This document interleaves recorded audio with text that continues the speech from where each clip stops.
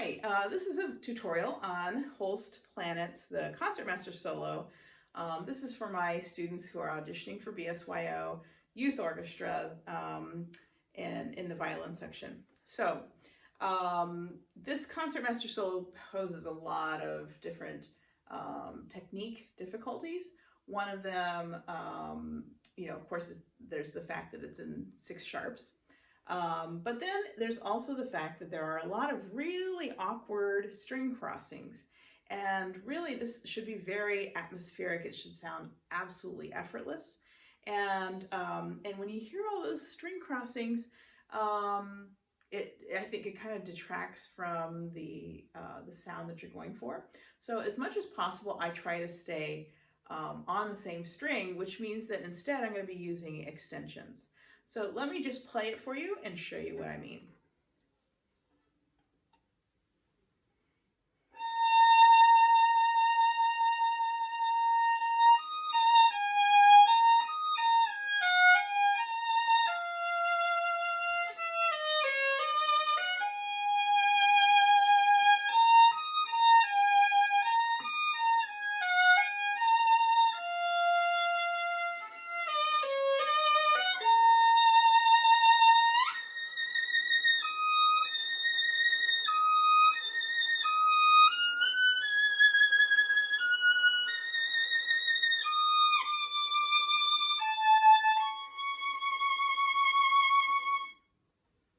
Okay, so just to kind of give you an overview of my fingering, I'm starting on 2nd finger.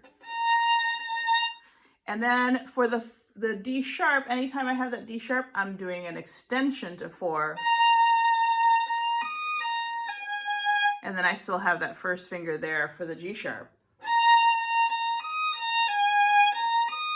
Then here I do 2, 2, 1, 2.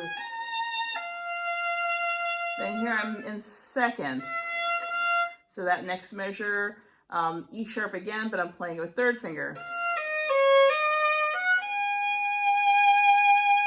So then I'm back into 2nd position. So I have my A sharp on the 2. Shift. Same thing. 2nd. Then here I just make a big leap. And you have to practice hearing, knowing how far back to go back for that 1. So I prefer to do 3, 1, as opposed to 4. 4 would work too, but I just can't get as intense of a vibrato on that note. So I'm just doing a big, it's really not, it doesn't look that far, right? I'm not at all like strained in order to do this fingering, but it's 3, 1, 3, 1, 3, 1. Then I have to go back to normal 2, 3, 2. Oh, I'm sorry. I go 2, 2, 3, 2, 3, 1, and then I shift back to 3rd here. 4, 1, 3. Okay. So let me show you that again. So it's 3, 1, 3, 1, 3, 1, 2, 2, 3, 2, 3, 1, 4, 1, 3.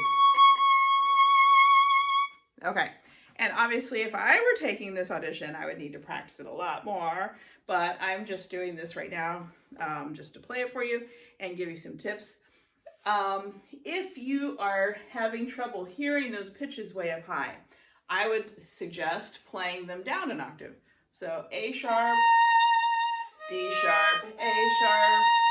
Don't worry about slurs, just get the intonation. D sharp, E sharp, F sharp. That's a half step there. E sharp, F sharp, G sharp. Then D natural, A, and then C sharp. And just keep practicing that until you feel really comfortable with it in 1st position, and then make the jump up there. All right, so now how do you practice getting from that, you're playing 2 here, and then you're doing an octave. So really the only way to do that is just to keep practicing making that shift. So I would shift on the second finger. And you're really, with the second finger, you're going to that G sharp. So 2, and then you put the 3 down at the last minute.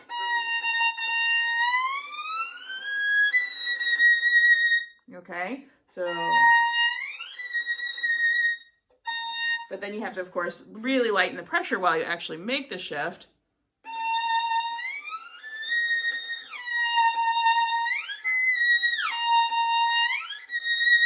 And just practice that back and forth over and over until you get even better than I am doing right now, which is not very good.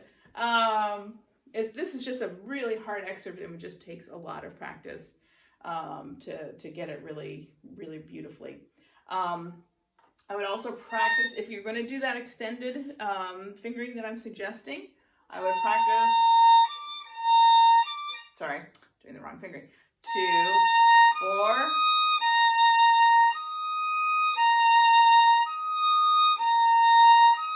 just practice doing that until it feels really natural.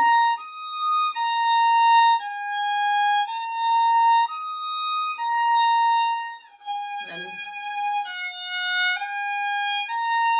an A sharp, E sharp. And then practice this shift.